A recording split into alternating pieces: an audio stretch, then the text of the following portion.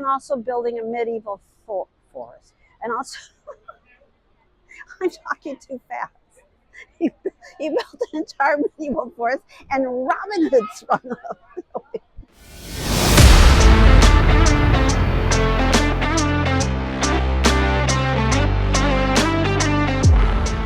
Paris to the past, day 5. We're at the Louvre.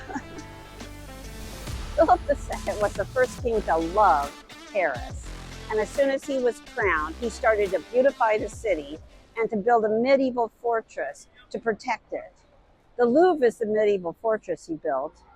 And he also built a wall all around the city just to make sure those English people kept out of Paris. Inside the Louvre, we're going to see, the Mona Lisa, Winged Victory, Venus de Milo, just some of the 500,000 pieces they have here. But we're also going to do something really good. We're going to go into the basement and we're going to see some of the original medieval fortress that Philip built. There's a part of a keep and there's a moat that you can walk in, and there's the wall and a palace wall, border wall. It's going to be really cool. La adventure tune. Don't get your tickets at the Louvre itself. Make sure you get them online in advance, so you'll have an assigned time to get in line and get into the place. It's fairly well done. It's not Disneyland, but it's pretty well done to get yourself through the line and get into the pyramid.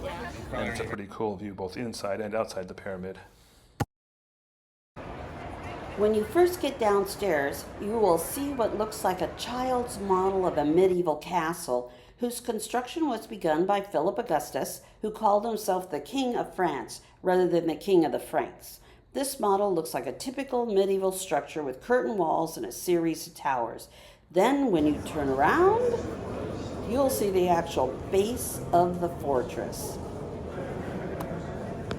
When the stonemakers were building this fortress, they marked each stone that they made with their individual trademark to be sure to get paid for their work. This is a base of the original drawbridge. Blows my mind. And this is the moat with the keep.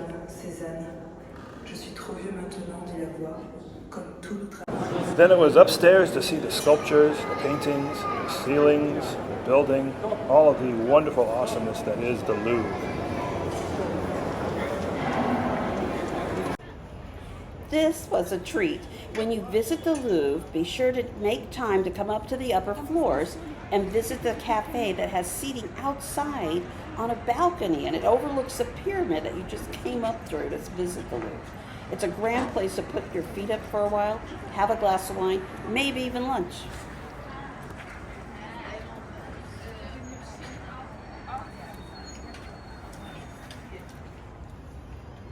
After lunch, we decided to go out and see some of the must-sees in the Louvre. So here are the three muses. The Winged Victory, of course.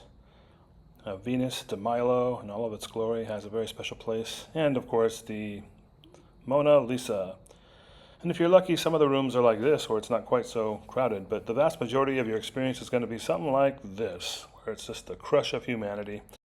So moving on, I didn't realize that there were so many Broadway shows inspired from items that were at the Louvre. So we decided to go check some of those things out. And of course there's Les Miserables, obviously.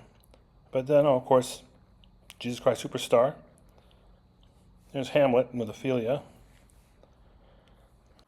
I believe this was an early concept for Annie. I'm not sure if this is the one that made it. It's a hard knock life for us. And of course Hamilton right there. I'm pretty sure this inspired Spamalot. And then, of course, Marat Sade. Wait a minute, I think that actually is the suicide of the Marquis de Sade. Here's Hadestown. Wait for me.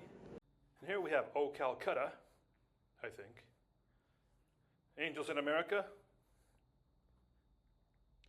I really hope that this is Jewish Space Lasers, the musical. And here's a perfect spot for a cabaret. I'm going to see if I can get Barry Lloyd set up for a gig here. Everybody get your tickets to Paris.